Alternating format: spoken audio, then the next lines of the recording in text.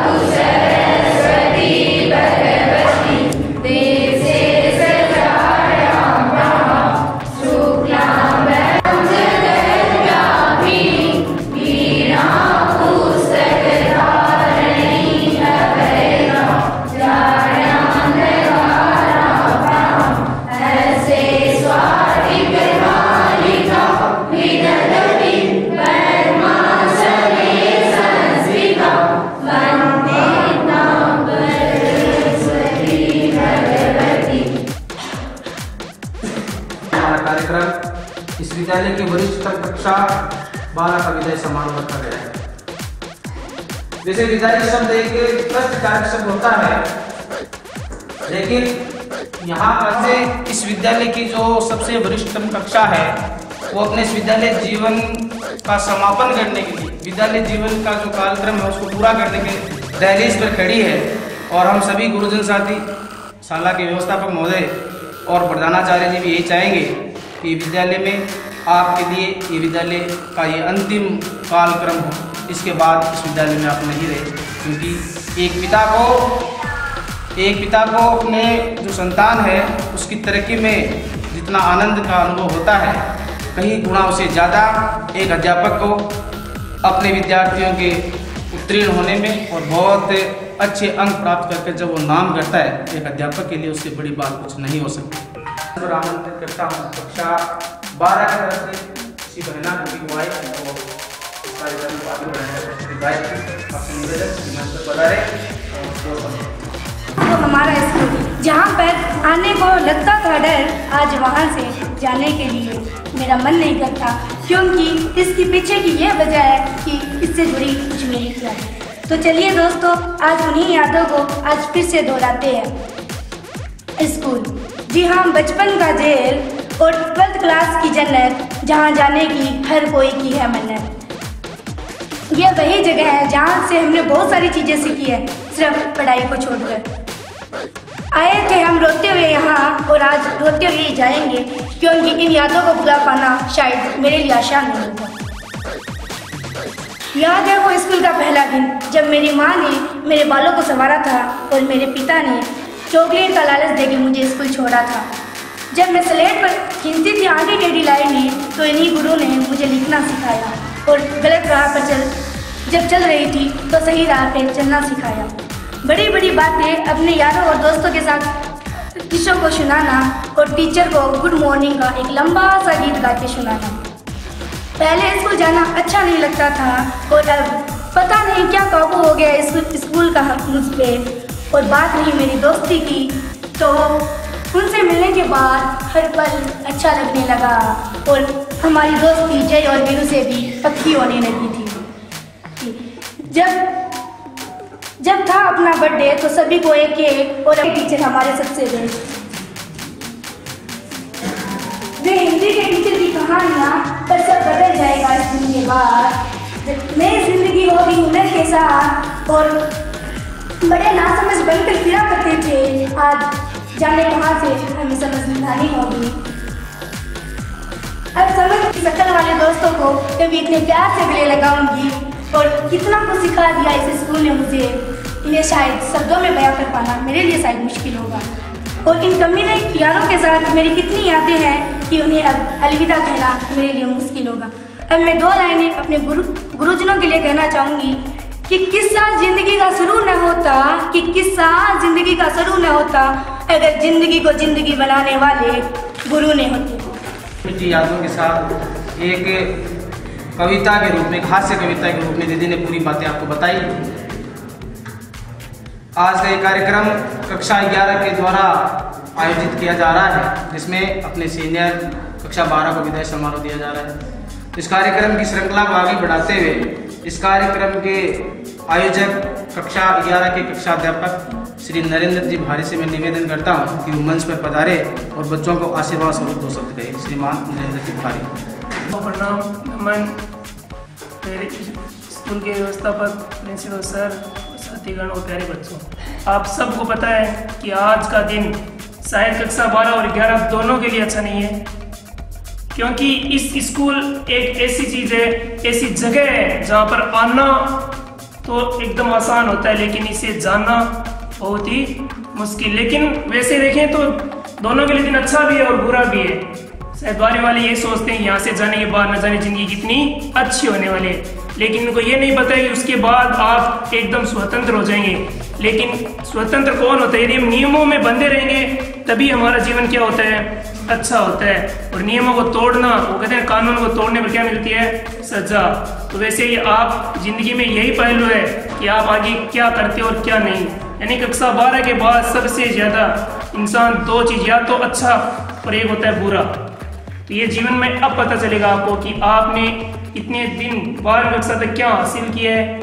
यदि अच्छा हासिल किया है तो आपकी ज़िंदगी क्या होगी? ज़्यादा अच्छी। और यदि आपके अंदर ये है कि नहीं बस स्कूल से पीछा छूट गए तो आपकी ज़िंदगी कभी भी अच्छी होने वाली नहीं है। बाकी कक्षा 11 के द्वारा बहुत शानदार प्रोग्राम, बहुत शानदार व्यवस्था की गई है कक्षा 12 के लिए। मैं चाहता हूँ कि बस हमेशा आपका ऐसा सहयोग रहे स्कूल के लिए। धन्यवाद। कानून और नियमों के अनुसार व्यक्ति को चलना चाहिए, थोड़ी सी स्वतंत्रता आपको मिलेगी, तो इसका आपको थोड़ा सजग होकर आगे की जो लाइफ है वो आपको रखनी है। लेकिन ठीक उससे पहले आपके सामने 12वीं कक्षा के एग्ज़ाम बाकी है, उसको शानदार तरीके से देना है।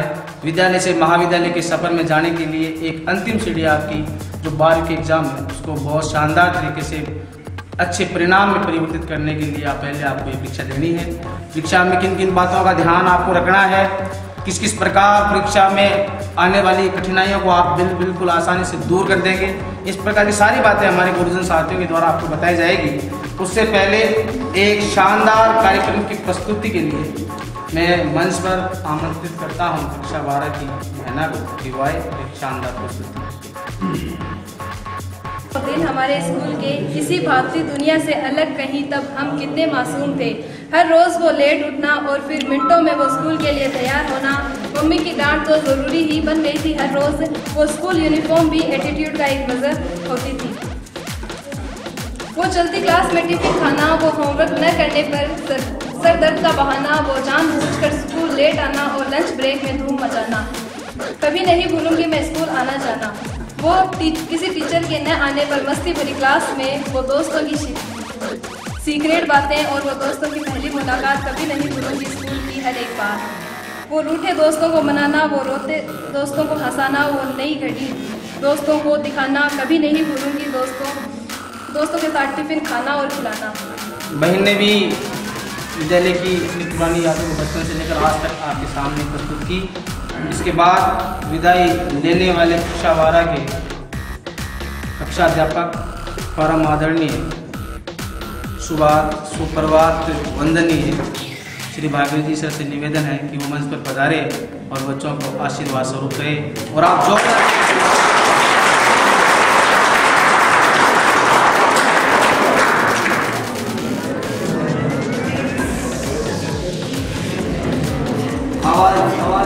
छात्रों का हमारे गवर्नमेंट कॉलेज में एडमिशन होता है तो अच्छे प्रतिशत आएंगे तभी आपका एडमिशन होगा, अन्यथा नहीं होगा। उसी बात का ध्यान रखते हुए रात दिन एक समय सारणी बनाते हुए सही ढंग से अध्ययन करना है, बिना फालतू के इधर उधर घूमना छोड़ना है और पढ़ाई में मन सा महोदय, सम्माननीय व्यवस्थापक महोदय, सम्माननीय प्रधानाचार्य महोदय एवं समस्त स्टाफगण, प्रिय छात्र एवं छात्र, आज का प्रोग्राम विदाई समारोह आपके लिए रखा गया है बड़ी धूमधाम से। मैं सबसे पहले माँ सरस्वती से आपके उज्ज्वल भविष्य की कामना करता हूँ। प्यारे विद्यार्थियों, मैं तो आपको पढ़ाई के बारे में बताऊंगा। अब जितना समय आपके पास बचा है उस समय का सदुपयोग करते हुए जिस प्रकार आप ये प्रोग्राम बड़े धूमधाम से मना रहे हो आनंद के साथ, उसी प्रकार आनंद के साथ आपको अच्छी मेहनत करनी है। हम विद्यालय परिवार यही उम्मीद करते हैं कि पिछले सत्र में हमारे विद्यालय की छात्रा ने किस प्रकार टॉप किया था, वही उम्मीद हम आपसे करते हैं कि वो सितारा बनकर आप में से कौन उभरकर सामने आएगा। ये मैं सरस्वती माँ से कामना करता हूँ कि आपको भरपूर सद्बुद्धि दे, आपका जो समय है आपके लिए अच्छा रहे, पढ़ाई में आपका मन लगा रहे, आपका स्वास्थ्य सही रहे, ये मैं सरस्वती माँ से कामना करता हूँ। जैसा कि विद्यालय के बाद आप कॉलेज शिक्षा ग्रहण करोगे तो आज के समय में कॉलेज में एडमिशन होना भी कोई मामूली बात नहीं है, बहुत कठिन कार्य है। पिछले सत्र आपने देखा होगा कि कॉलेज में भी एडमिशन जब हुआ कितनी मेरिट रही थी, तो परसेंटेज का भी आपको ध्यान रखना है। 80-85% के बजट तो आपका गवर्नमेंट कॉलेज में एडमिशन ही नहीं होगा। अभी भी आपके पास समय है, इस समय में भी अगर आप सदुपयोग करते हुए तन मन ध्यान लगा कर अगर तैयारी करोगे तो कितने परसेंटेज आप हासिल कर सकते हो। अब है स्मार्ट टाइम, स्मार्ट टाइम, यानी जो इम्पोर्टेंट बिंदु है उनका बार बार आप रिवीजन करें।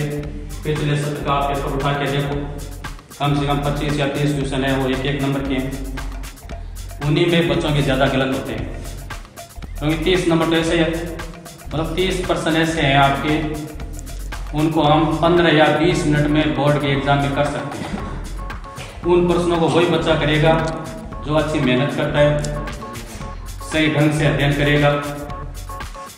तो आप बार बार अब जो आपके पास समय है उस समय का सदुपयोग करते हुए सही ढंग से तैयारी करो, ताकि आप प्रतियोगिता लड़कों के लिए रखी जाए या फिर लड़कों के लिए, बताइए इसमें। दोनों की तैयारी है, आप अनुमति दीजिए दोनों स्क्रीन को पहले बुलाया जाए। लड़कों प्रिय विद्यार्थियों से अब मैं मंच पर आमंत्रित करता हूँ कक्षा 11 की बहना निशा को कि वाकई इस कार्यक्रम के प्रतियोगिता कैसी प्रतियोगिता क्या करना।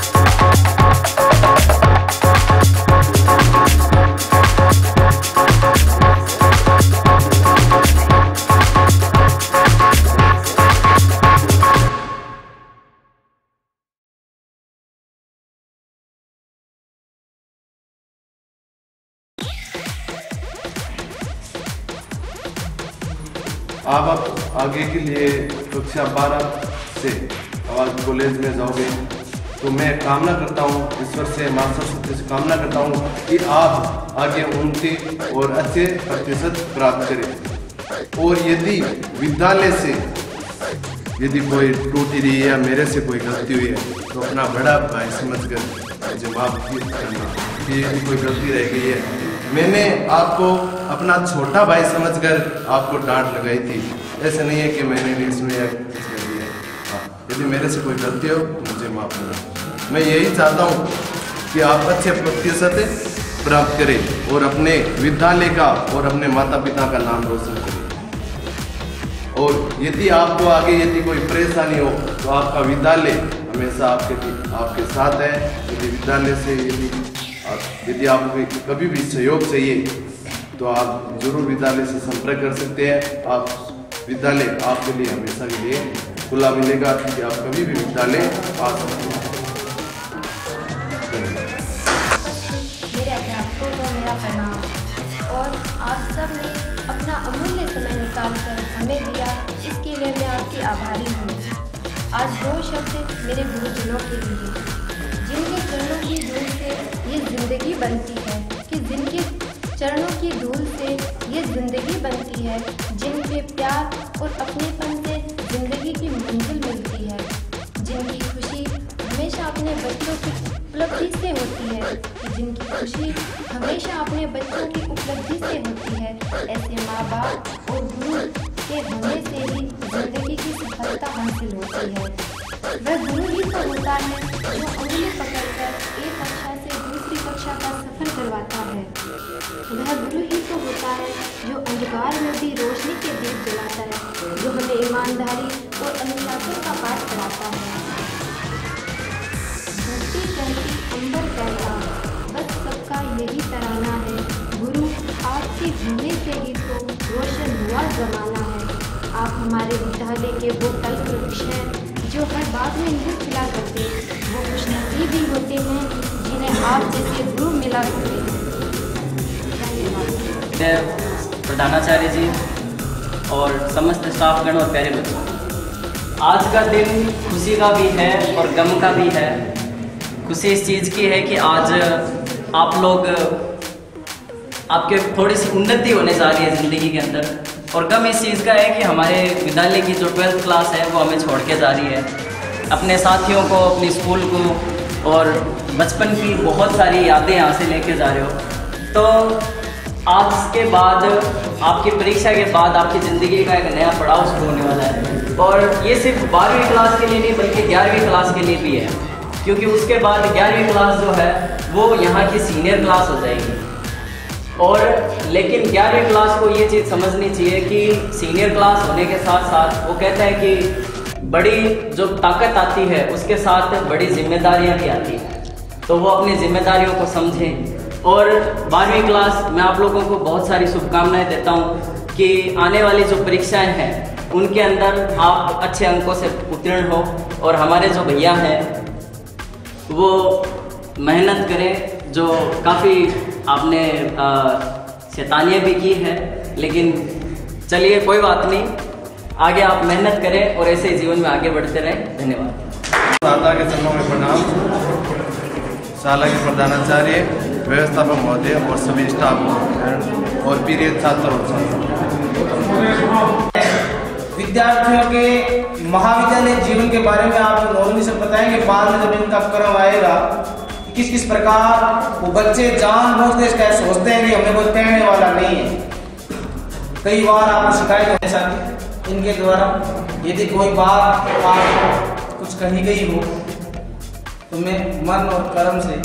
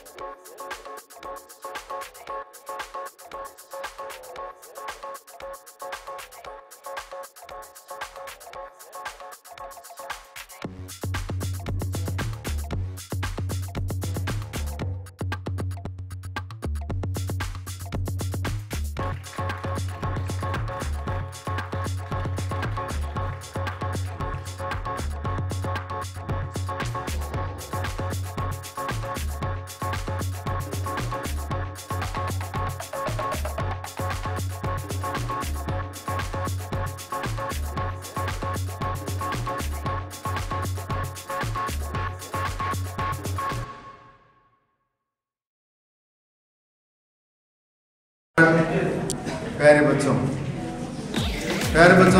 बहुत ही शानदार कार्यक्रम रखा।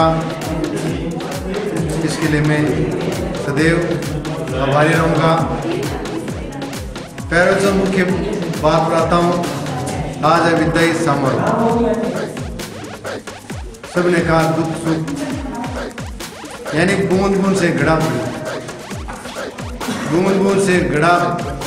भरता है और बूंद बूंद से घड़ा खाली होता है। बूंद बूंद से घड़ा भरता है, बूंद बूंद से घड़ा खाली होता है। तो आज घड़ा खाली होने जा रहा है, इस बात का दुख है। तो मैं आपसे केवल ये घड़ा खाली नहीं देना चाहता हूँ। यानी जितने बच्चे जा रहे हैं उतने बच्चे आपका जिम्मेदारी होता है इस विद्यालय में नए प्रेस देकर जाएंगे, तब तो मेरा सुख प्रशंसा रहेगी। और पहले मैं कई वचन बोला करती उदासी आपके चेहरे पर, उदासी नहीं खुशी है, क्योंकि एक जाए और दो आए तो खुशी होती है, एक जाए कुछ नए तो दुखी होती है। आज दुख है और सुख में जब देखूंगा परिणाम आएगा, उस समय मेरी खुशी का ठिकाना नहीं रहेगा। जय भारत।